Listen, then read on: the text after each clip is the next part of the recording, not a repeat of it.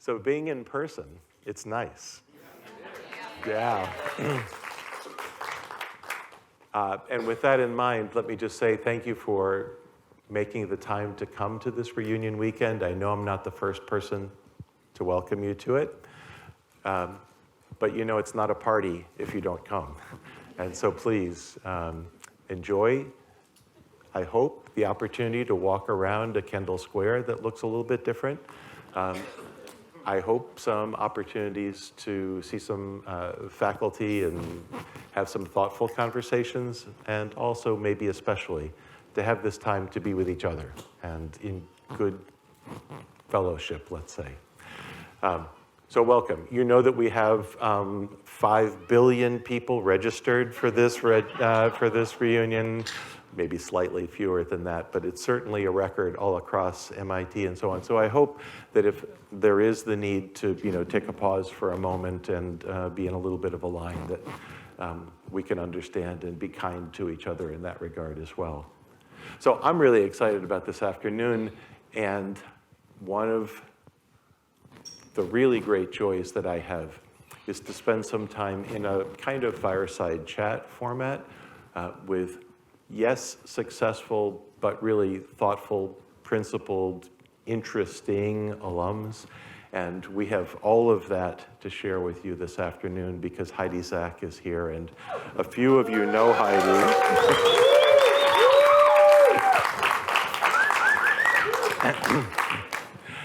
And yet are going to be quiet and respectful during the first part of the fireside chat portion. So Heidi is the co-founder and CEO of ThirdLove, and as many of you know, it is the leading online intimate brand with millennials. The firm is also very widely known for its social commitment, including giving over $50 million of its product to women in need. Yes, you can, that's good. As its CEO, and if you don't mind my saying, principled, innovative, successful leader, Heidi has been very visible herself. She shows up on all kinds of lists of best CEOs and entrepreneurial leaders, Fortune 40 under 40, EY Entrepreneur of the Year, Goldman Sachs 100 most intriguing CEOs. Intriguing, that sounds good, I think. And Fast Company's best CEOs as well. And the list goes on from there. Heidi has been a really very visible leader, both for the success of the firm, but also for the way that she has set values and lived those values. In her some of her spare time, when she's not CEOing, Heidi is also visible here on the MIT campus. She's been a mentor and volunteer with Delta V, the startup accelerator for entrepreneurial ideas coming out of MIT broadly. She's also been an advocate for and supporter for women in having better opportunities in tech, including but not only starting new ventures. And she's invested personally as an angel investor in a number of women-founded and women-led startups. Heidi has a degree from Duke University and is also, I think as you all know, an MIT Sloan MBA, and we're incredibly proud to claim her. Her history before ThirdLove, she was with Google and with Aeropostale, and I believe McKinsey and B of A as well, if I've got that kind of right. And we'll ask her a variety of questions about those aspects of her background too, if you like. You're welcome to do that in a few minutes as well. Heidi has another aspect of her spare time. She pursues fitness, including chasing around her 2 kids and getting her exercise that way. Some of you may have some experiences that are similar in that regard. Let me just say that I'm really, really delighted that Heidi was willing not only to come to her reunion, but to be willing to spend this part of this afternoon with you all. So I have a few questions that I'll ask her to start us, and then I'm eager to turn it over to you all to ask her questions that may be on your mind. But let me give you a few minutes to try to think of those. And Heidi, would you please join me? Would you please welcome Heidi Zak?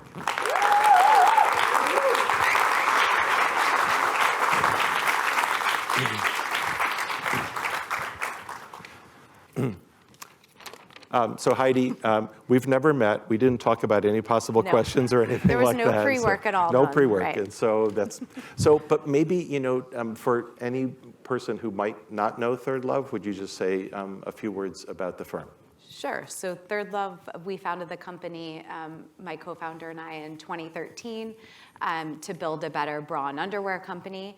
And today we sell much more than bras and underwear. We also sell lounge and sleep and sports. And we started as D2C, and we're expanding into brick and mortar. Yeah. Thank you. Yeah. So, this is, as we all know, reunion weekend, and there are a set of MIT alums here. And so if I could kind of ask you as the first question to say a few words about what MIT and the Sloan School have meant to you. It could be experiences, it could be, just what it means from your perspective. Man, being back here, this campus is unbelievable. But when I really think back to what differentiated MIT that maybe I didn't even realize at the time was really presenting an opportunity to build and be entrepreneurial from the very beginning, even before I was an entrepreneur. And I think many of us here were really involved or started different clubs. For me, I was the CEO of the retail club, and even being able to reach out to people like Mickey Drexler or Andre Leon Talley and have them come visit campus and even take that phone call just really showed kind of the institution we were a part of and that name brand. And I came to MIT to change careers. So I was one of those people who wrote my business school essay about wanting to get out of finance and consulting and move into retail. And that was my goal. And that's what I did. And it really set me up to know that I could do something different. And so when I went into retail after business school, which was unusual at the time, I felt really confident doing so. And I really credit that to the faculty and the classes and just, the connections that I made while I was here. Yeah. So I do want to ask you about the later part and about founding ThirdLove, but maybe just before that. So why Aeropostale? Why retailing? I mean, is there a why underneath that? Yeah, there is. I mean, when I did banking out of college, I worked with retail companies, and then at McKinsey was working with retail companies. And one of the things that I really liked was that tangible aspect of the product, the connection to the consumer, really understanding their mindset, their needs. And so I really wanted to move to the operational side, and it was really hard to do that. And I figured if I went back to school, learned some new things, reapplied myself, that was the direction I wanted to take, but actually working in a company, getting that operational experience that I hadn't had prior. So I'm going to maybe get myself a little bit sideways. So you took this role with Aeropostale, and then you moved to Google? Yes. There was this moment in time where when I left Aeropostale and moved from New York to the West Coast, there was a lot of opportunity out there. I had never lived in California, I had never lived in Silicon Valley, and I was looking at some of the traditional retailers, Gap, Levi's, et cetera. And then there was a job at Google, which was really focused on marketing Google products to retail companies. And I thought this is a really interesting way for me to do something totally different, work for a tech company, and learn something radically different. And so I took that role and was at Google for 2 years before leaving. And it was fantastic. Yeah. But then you did leave. Yes. To take a leap into the, well, I don't know, I won't say unknown, but to take a leap, yes, and to found ThirdLove. Yes. So one other thing I failed to mention was while I was at MIT, I also met my husband here. So sitting in the front row, Dave. And so at the time, he was working at a Sequoia Capital, a VC firm. I was at Google, and we were both coming up with different business ideas. And he had been an entrepreneur before, I hadn't. But really what I saw in Silicon Valley at the time, having never really been exposed to it, at such a great depth, was just so many people building amazing mission-driven companies. And I really took a look at them and looked at my career and said, now I think I can do this. I feel confident that I could create something. And so one night I came home, I had gone to a Victoria's Secret store, actually a mall down near the Google campus down in Mountain View nearby, to buy a bra. And I went shopping and I went into the store, and it's pink and the velour and the smells and the products, and I bought a bra that didn't really fit. And I came home that night and I started doing research. I'm like, there's got to be a place to buy a bra online. There's got to be a better brand that's not so antiquated as Victoria's Secret was at the time. And I came home and I said to Dave, I said, I have the business idea. And he said, what? Like, he was very excited. We had iterated on a few things that he was, and I said, I have the idea. And he got really excited. And I'm like, bras. And he looked at me and he's like, bras? And I'm like, no, listen, hold up, let me tell you. And I'm like, it's a huge market. There's one player who owns 40 to 50% of the market share. They haven't changed at all. They're not focused on e-commerce. There's an incredible opportunity. They're totally out of touch with reality of what a modern woman wants, all the things. So I kind of pitched the high level idea, and he's like, this is interesting. Let's do some research. And so we decided to quit our jobs and start the company. What kind of research did you do? I mean, stop it. So I mean, really a lot of consumer research, really, doing a lot of consumer research, using SurveyMonkey, doing qualitative and quantitative research to be like, where do you shop? Do you like it? Do you like what the offerings are? And then also just did a lot of research on where the market was going. So it was very clear that even though e-commerce was a very small part of the market, and again, this is 2012, 2013, that it was going to grow substantially over the next 10 years. And that was where someone was going to win. And it wasn't Victoria's Secret who was going to win. That was apparent. So that was really, yeah. But the research probably wasn't able to show you that there was an opportunity that already existed because, except by its absence, right? It's not like somebody else was doing something at all similar to what you were thinking about doing, right? Correct, and I think that's the most exciting yet the most challenging thing about starting a company. It's really, you are starting from scratch. If you're building something radically different, there is no playbook to follow. There's no one to copy. I remember one of our first photo shoots at ThirdLove, the photographer said, well, what brand do you want to be like? What do you want to look like? And I was like, none of them. And he's like, well, that's not a good answer, because then how am I supposed to copy? And I was like, well, that's not, we're trying to be different. So I don't have anything to show you. There is nothing to show and hang up to copy. Did you need a lot of capital to start, or was that a challenge, or not such a challenge? Or? We bootstrapped for the first year and put in some of our own savings, and then we raised a seed, the largest consumer seed round in 2013, which was $4 million, which at the time was radically large for a seed. Yeah. I mean, there wasn't a lot of cash coming in. It was sharing your vision, I think, that and believing that it was real. Absolutely. So can you talk about, so I want to ask you two questions. They could either one first. One is to ask you about the first years, the getting it off the ground part. And then the commitment that I think was early in the firm's history about supporting women who need help and doing it in the way that you could through your products. So can you talk a little bit about each of those? Yeah, I think finding, as anyone knows in the world of startups, finding product market fit is crucial, or otherwise you're dead in water. And I think for us, that was the most challenging thing in the first few years. We had really great product. We know the women who tried it loved it. We had a really high repeat rate, high LTV among a very small cohort of women.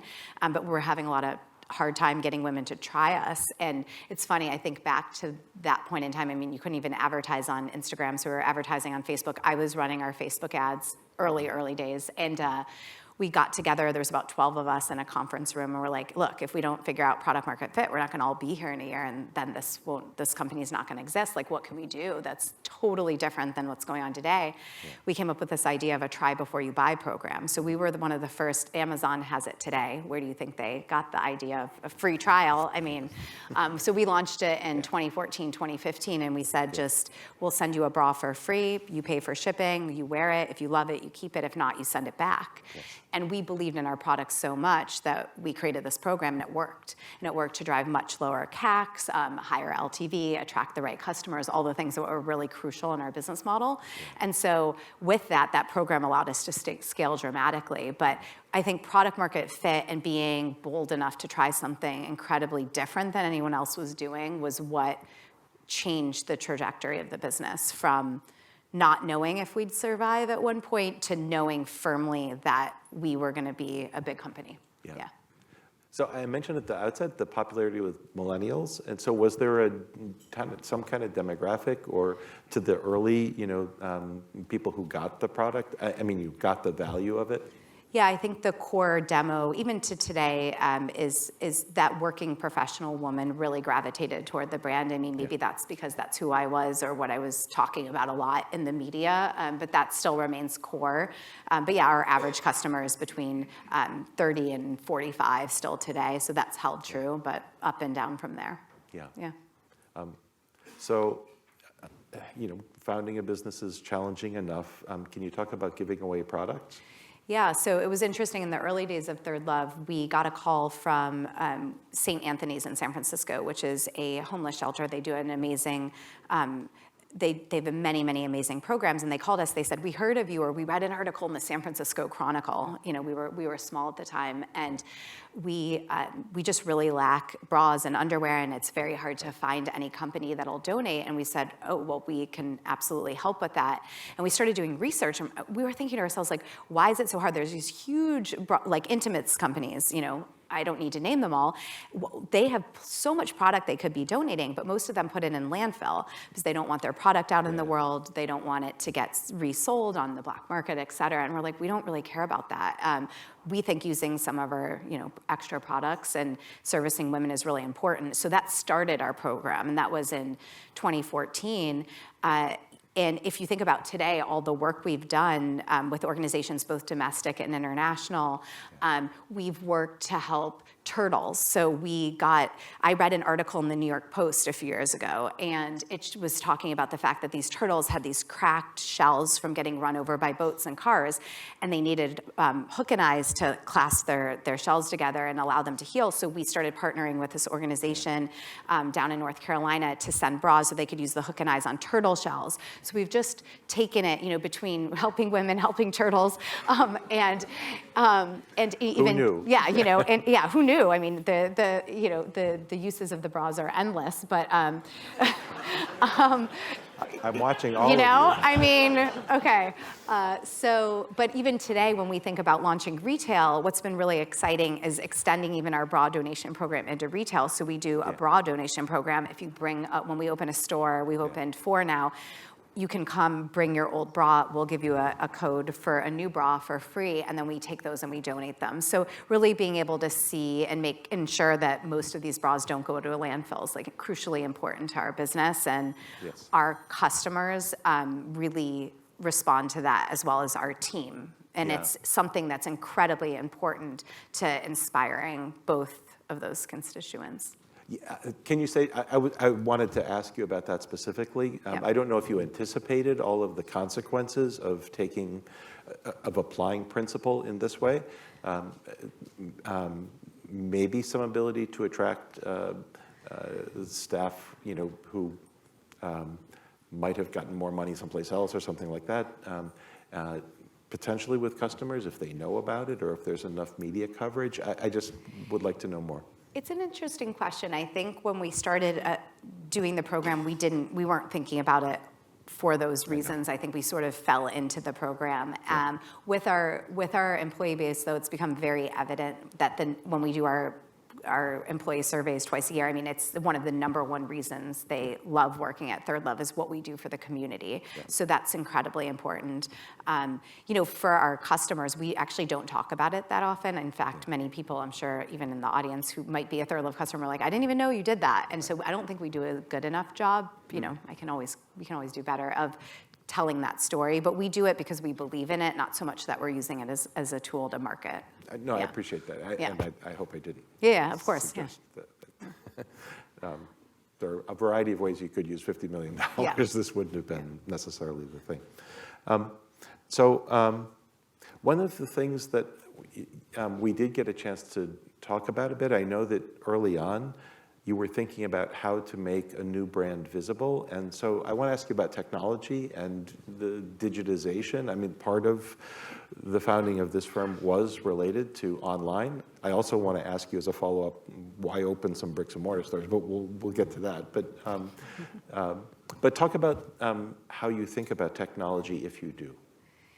Absolutely. So a little known fact about ThirdLove is we launched with just an app. We didn't even have an e-commerce site in 2014. It was, I think, the heyday of the app when everyone needed an app for everything, and the App Store was the most important thing, and we only had resources to launch on one platform, and we chose to launch on with an app. But our app had computer vision technology. The original version was a fitting tool. And so really for bras in particular, we knew as a brand that was going to try to sell this product online that we had to solve the fit problem. And I think back to our initial meetings with a lot of investors who said no before we raised our $4 million round. And many of the questions centered around, like, will a woman even buy a bra online? Right. You know, it's such a hard category to fit. And so having that technology was super important to our credibility as a company and also to the success of the consumer, finding something that was great. And so that app and that technology evolved into a fit finder, which is now our fitting room. We've had 20 million women do our fitting room. We have billions of data points, and data and the personalization of that in product development and marketing has been everything to our business, and also one of the things that really sets us apart from what is now a very crowded landscape in our online D2C category. Yeah. Was that a technologically enabled capability that you built in-house in some ways, or what, could you buy? I want to understand the build or buy piece of that. I wish we could have bought. There was a lot of things I wish we could have bought back then. I mean, Shopify wasn't really even a platform when we started, so we had built our own custom front end and back end, which was something that I wish we could have avoided doing. No, we built our own technology. Today, there's a lot more tools and companies that exist in the ecosystem of e-commerce and D2C. I mean, you can kind of buy a plugin for anything. It's funny, that program I was talking about, this Try Before You Buy program, there's a company today we started using to do something similar, and they're like, oh, we started our company based on your program. That's why we created it. So the ecosystem of apps that have been created in Shopify and beyond really to support businesses is incredibly different than it was 8 years ago. So I suspect there'll be more questions about ThirdLove. What I'd like to ask you about support for women as entrepreneurs, maybe, and like a number of people who are here this afternoon, you've given back to MIT in multiple ways. That includes the time that you give to Delta V and to other settings in which women are potential entrepreneurs. And so maybe to ask you a question that might be obvious is why spend your time that way? But I'd love to hear you just say whatever you'd like to say about that. And then to provide maybe, if you would, some advice to women who might be interested in working in tech with a new firm or maybe being an entrepreneur. Yeah, I mean, I think when we started out, the landscape of female-founded businesses, even today, it's still really small, and there wasn't even really a community of active female angel investors. We eventually, in later rounds, brought in some amazing investors like Ann Wojcicki and Katie Couric, and at some point, I think over the past 5 years, a lot more women have started investing, and I think it's incredibly important for every single woman in this here today and in the world that they invest in things that they're passionate about, both their time and their money, because that's like how we change the dynamic that exists today. And so what was really important to me was just being able to mentor other founders. And so I angel invest, or I advise almost all female founders, just because I think I can offer something unique to them. And I think it's really, really important. And the other thing is, honestly, I learn as much from them, and I get as inspired by them as they get inspired by me. And I don't think they realize that, but anytime I'm talking to them, they're making me think of something differently, or they're talking about something that sets a light bulb off in my mind. And so I think for me, I get a ton of energy around doing that, and it's something that I'm sure I'll continue to do like for a really long time, because I enjoy it. So my guess is that you get more than 20 opportunities to be an angel Yes. investor. And so maybe there's some winnowing down that has to happen. How do you think about the nascent enterprises that you choose to support? Yeah, that's a good question. It's very, very true. I talk to a lot of founders. Most of them, I can't invest in all of them. There's something about really what I call is the it factor, and I don't really know how to describe it. It's definitely related to the passion that somebody shows about what they're building. Because if we know anything, we know how hard and difficult the journey is when you're starting and building. And so if somebody really has that passion and exudes it, you could really see them bringing that to investors and their team and just themselves when times get really, really hard. And so I think that's incredibly important. And resilience. I mean, you really want to invest in people who are incredibly determined, because again, that's the early stages are all about no and all about things going wrong. And if you're not okay with that innately, it's gonna be a really hard journey. Those are two things I look for, but it's super hard to know. I mean, I'm not doing some really long analysis. It's more about gut feel. Do I like the product? Do I think the founder's good? Do I think I can help them too? Sometimes I'm like, you don't need me. I'm going to introduce you to someone else who's a better fit to help you with what you're doing. Yeah. One of the things I loved about your answer is the focus on the person as much as the product idea. And that's maybe a truism now a bit, but it wasn't always a truism. About a decade ago, I remember another Sloan alum, Doug Leone, who some of you know from Sequoia, talking about focusing on the person more than the product. But then the question is, what do you focus on about the person? So anyway, I loved what you had to say about that. That's very cool. Can I have a couple more? I'm allowed to talk for, or at least ask you questions for a couple more minutes, though you might want to start thinking of the questions you'd like to ask. So can I ask about that a little bit of back and forth that was very public, but not everyone here may know, in the exchange with Victoria's Secret? And would you tell us a little bit about, I'm interested in a sense of how you manage business strategy, but there's also kind of a personal dimension to being attacked and so on, right? And so, but can you set it up a little bit? I will, and I will also say that there is a Hulu documentary coming out about the downfall of Victoria's Secret, I think next month, and I will Wait, their downfall is next month, or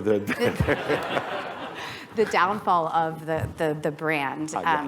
and I was interviewed in it. So I think it'll be really interesting. I mean, I haven't seen the whole thing, so I know they interviewed a lot of employees, and actually the wife of the original founder of Victoria's Secret was in it as well. But yeah, so I digress. But yes, back to this open letter. So in a few years back, 2018. We were pressuring Victoria's Secret a bit more publicly to make their fashion show more inclusive.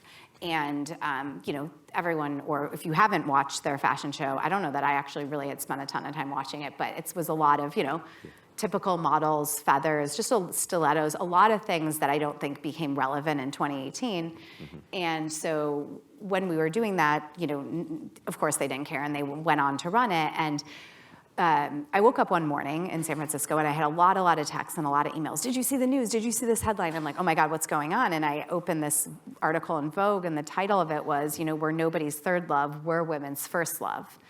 And it was a Q&A between... That's so clever. Yeah. Okay, never mind. I mean, he was clever. He was clever. And so it's interesting because the whole article, if you pull it up, just became a Q&A. So the woman who I later was on her podcast, the reporter, the journalist, I asked her, I was like, were you planning to just have it be question, answer? And she's like, no, but she's like, the content was so good that I didn't even have to write an article. I just transcribed the whole hour-long interview because it was just amazing content. Amazing in a bad way. I mean, him talking about the fact that they had tried plus-size models, it didn't work, we'd never do that again. This fashion show is what people want to see. This is an entertainment special. This is how people want to spend their free time, is just watching the fashion show on a Sunday night. And all the competitors carping at us, like they would take this in a million years. Like this is like the best thing ever, and everyone wants it. And and obviously we disagreed with practically everything he had said. This is the chief marketing officer of Victoria's Secret at the time. And so this was on a Thursday. We decided on a Friday, I think, to write an open letter back to Victoria's Secret, got a whole page ad in the New York Times on that Sunday that we took out. And we, in pink, it was bright pink, it said an open letter to Victoria's Secret. And it was like, Dear Victoria's Secret. And I basically wrote some of the things that we stood for at ThirdLove about inclusivity and what we think women want and what women want to spend their time doing and how they want to be marketed to. And because it is marketing, like, let's be clear, it is. And no one's going to shy away from saying that is true.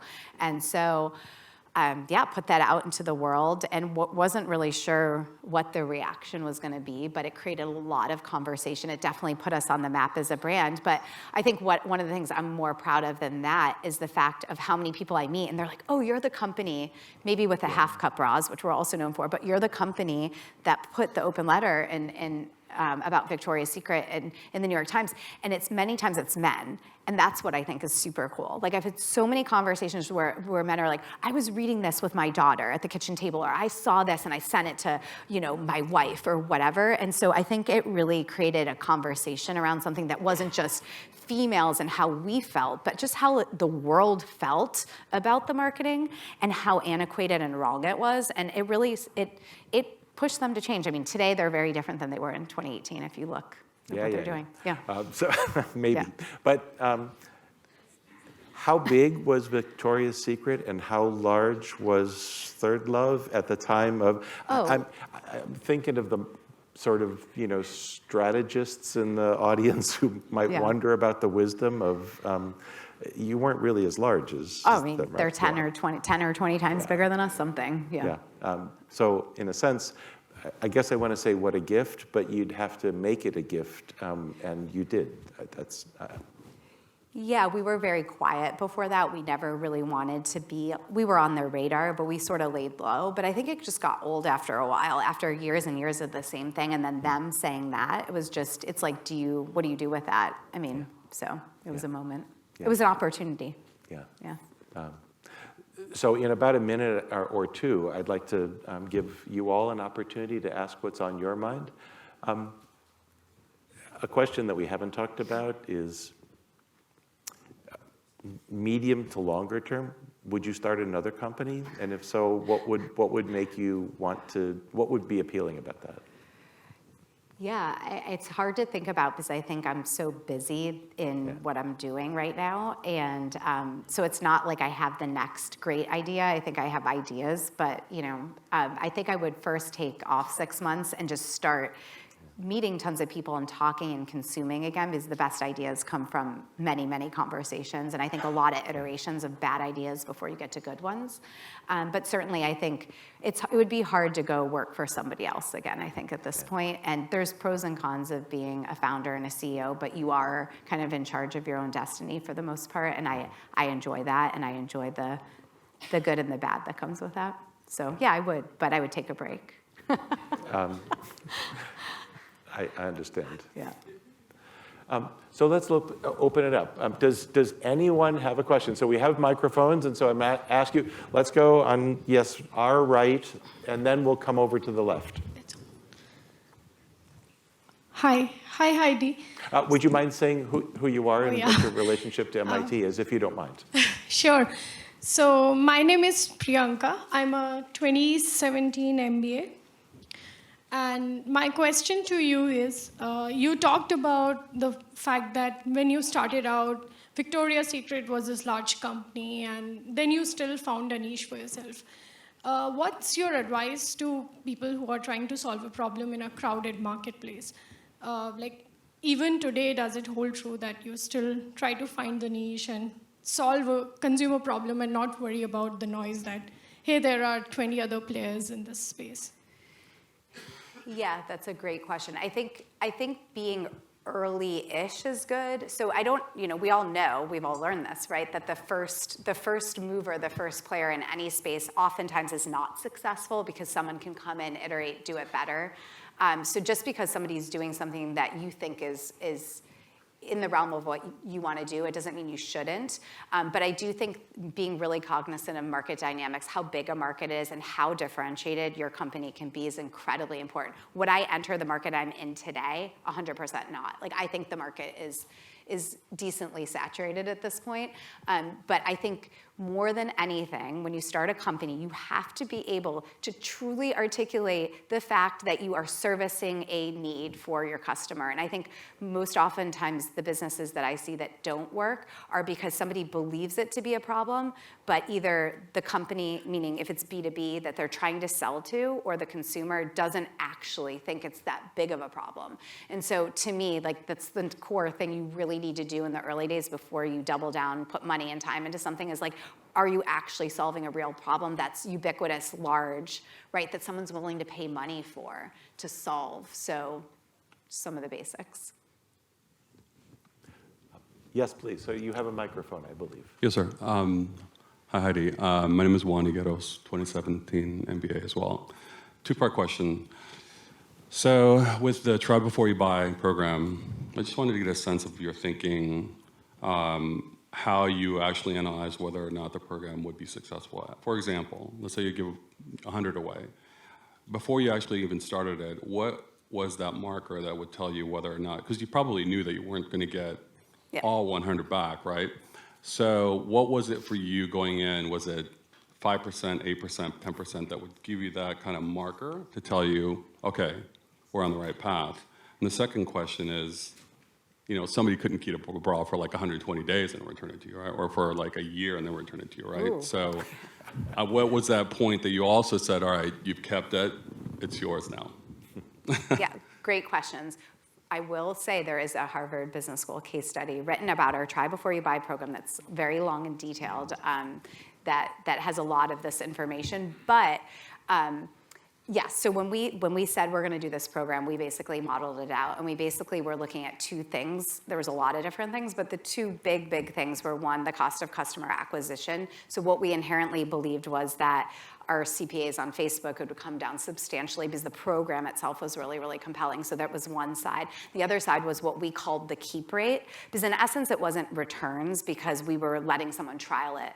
And so we had modeled out, you know, if our CACs decreased by about 50% and 75%, so 3 out of 4 women kept the bra, that we would actually be first order profitable on first order, and that held. It actually held even better than that. So our CACs decreased by more than 50%, and the keep rate was higher than 75. However, had that not happened, it was very, very risky, because obviously for cash flow and all those other reasons, it could have been difficult. And I forget the second part of your question. I'm sorry. Didn't you ask something else? Oh yeah, no, it was 30 days. Yeah, it was a 30-day keep. Yeah. Great. So I don't know if there's a question there's a question in the back on this side, and also there will be one in the front on the right here, if you don't mind. Should I go first? Yeah. Hi, I'm Henrietta. I'm a Sloan Fellows MBA 2019, and also co-founded a company. You mentioned that the first thing that you would do is take 6 months off. I can relate to, you know, being having quite some working hours associated with just founding a company, right? How do you keep your work-life balance? How do you keep the balance? People say I have a lot of energy. I think I do. To me, I'm very, there's certain things that are non-negotiable for me. And so, as I say, like, you're never good at everything on the same day. So it's like you pick and choose, right? And so I will pick and choose some of my kids' events that I just say I'm going to go to, and I do it, and then I say no to other things. But I work out every day. People always ask me that, like, how do you find time? I'm like, because if I don't work out, I'm not a good leader. I'm not a good mother, partner, all the things. I'm just not a good person. And so I think it's really about finding the things that make you better as a person, and blocking it off your schedule. And then I've also realized, it sounds like you're more in the early days of your company.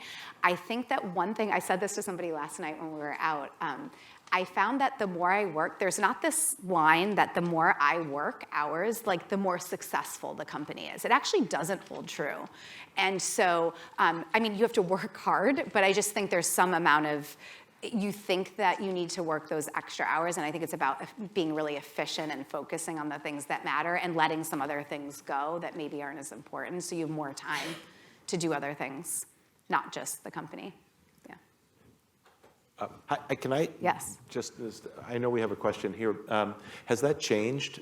Was it different in the early years than now, or was that a constant throughout? Oh, I mean, we used to be at the office every night till 9, 10 p.m. I mean, we were working 13, 14 hours a day, weekends. I mean, yeah. Well, and then what changed is I got pregnant, and then I had a kid, and so that had to change a little bit. But even then, I barely took maternity leave up with my first. So I would say it took about 4 or 5 years, and then I realized also the pace is not maintainable. So I think you can do that for 3 years, maybe you can do that for 5 years, and at some point it's just, you can't. So something's got to give.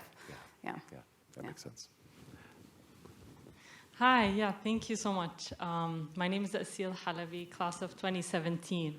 And my question is, during COVID, did you think of dabbling more in healthcare, beyond sea turtles and maybe even people? And to the extent of, did you even consider how a bra might be a medical device? Because if you're interested, our startup works on that. No, but we should chat after. I mean, certainly during COVID, I think we spent a lot of time, putting together donation programs. We did a huge donation program for nurses at some of the most hardest hit hospitals, and we actually did send them bras because we knew they were working around the clock. So we did other things that were more tied to our current donation program, but yeah, I'd love to chat with you afterward. So I don't know if there's a question over here. I see that there's a hand on this side. Thank you. Congratulations first, Heidi. I think you built a phenomenal company. A question, if you were in the boardroom or, say, the C-suite at Victoria's Secret 5 years ago, we see this David and Goliath story all the time. What advice would you have for large companies who believe they're infallible? Their hubris brings them down every single time. It's interesting. I used to get this question years ago about if I was the CEO of Victoria's Secret kind of right before the open letter happened, what would I do? And a lot of what I would have done or recommended is what they're doing today. But I think really what's really important, and the only thing I can say is it's sort of, you need either the change of the board or the change of management, because everything is driven by the CEO. And if the CEO doesn't believe that people are going to shop on a mobile phone, or if the CEO doesn't believe that inclusivity is important, nothing's going to change. Nothing. And if you have a board of directors that lets that ride and believes that too, or doesn't say anything other than that, then, so yeah, I really think it is very much, it's not going to come from the employee base because they can't, it's too hard for them to bubble it up. So I think it is very much the leadership and the top actually believing in radical change and recognizing what's going on in the world and being scared of it. Scared enough to change, yeah. Yes, hi Heidi. My name is Anu Chadda. I come here from India. And my daughter has just graduated from the 2020 MBA. So while she's busy doing something, I thought I'll come in here to you because I am a woman-owned company myself back home. And my question to you was that when you started your business, so, at every step there is stress, there's failure, there's an impending thought of whether certain things will work. So my question to you is, how did you build the resilience? How did you go through all those struggles, challenges, which I'm sure as a woman business you must have faced, because I face it myself.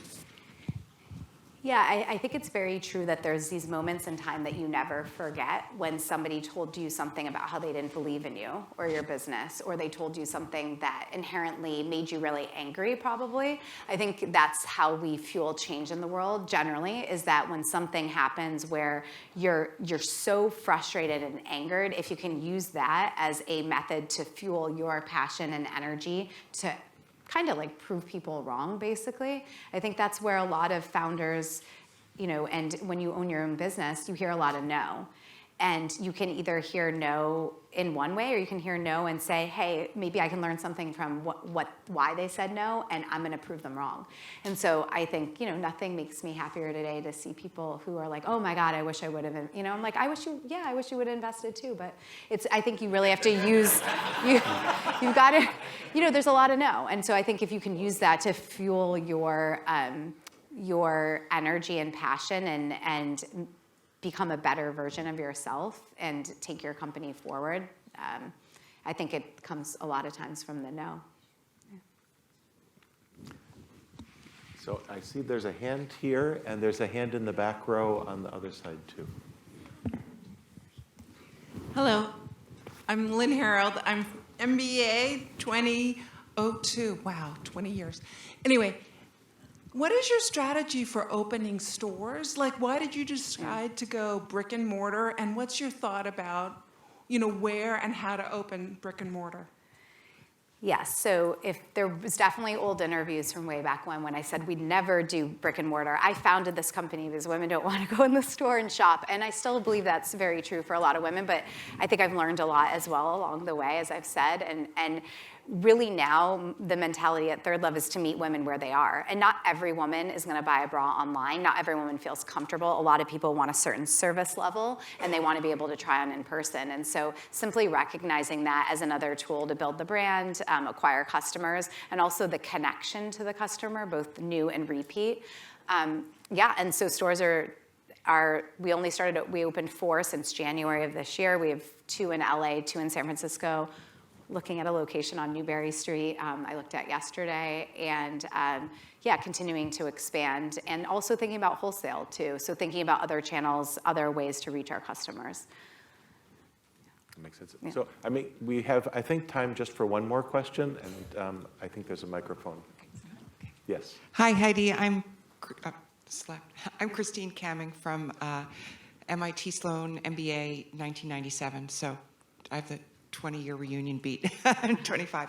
I'm just wondering what your philosophy is about hiring people, and also what your philosophy is about firing them. Everyone knows the motto about firing, right? But I will say that one piece of advice that has always stuck with me, one of our early investors was Lorianne Goldman, who's the former CEO of Spanx. And she was in our office in San Francisco, oh my gosh, early days, it must have been 2015. And Dave and I were sitting there with her, and she was looking at some of our financials, asking some questions. And then we started talking about this person in the company. And we were saying, oh, I don't know. And I'm waffling on them, and she just looked at me and she goes, do you know when you need to get rid of someone? Like when? And I'm like, no. And she looked at me and she goes, the first time you think about firing them is when you should do it. She goes, because by the time the thought crosses your mind, you've already processed all these other pieces of information. So I think a lot of us, you cycle through it and you talk about it in your head or with other people for months and months and months. It's like, just do it earlier, rip the Band-Aid off. They're happier, you're happier. There's a better fit for them, there's a better fit for you, and everyone is happier. That's the other thing about when you need to let someone go. It's terrible, and I still hate when that has to happen. But really, I've flipped it around for myself, where in my head, I know it's so much better for them too. Because you want people to be successful. You want them to be in a role that is perfect for them, and everyone has a place. Sometimes it's just maybe not where they are in your firm, right? And so I think that was really powerful for me and something that really stuck with me and I hold today. Hiring, it's an evolution and have learned a lot. I think here on hiring, the biggest thing is being very, very clear on just 3 things that you need someone to do and not worrying about everything else. I think a lot of times when we're hiring, we're looking for unicorns, and unicorns don't exist. So what's really important when you hire is what are those 3 things you really want someone to excel at, and let go of 2 or 3 things, or give 2 or 3 things to somebody else who's well suited to do it. Don't look for the perfect person when you're hiring. Just look for the person who's going to solve those most important things for you.